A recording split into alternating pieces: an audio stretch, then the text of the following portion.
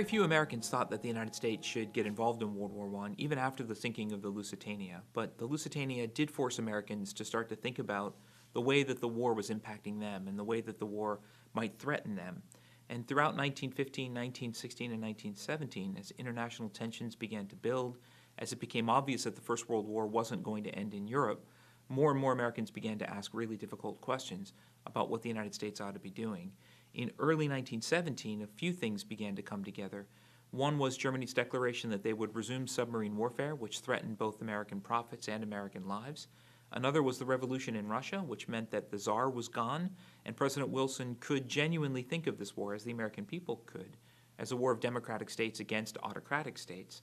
And the third was this infamous Zimmermann telegram, in which the Germans promised Mexico large chunks of the Southwest if Mexico joined in a war against the United States. And those three things came together to change both the moral tone of the war in early 1917 and vastly increase the sense of threat that many Americans felt. So that by 1917, this war really is about the United States. It's no longer just about what goes on in Europe.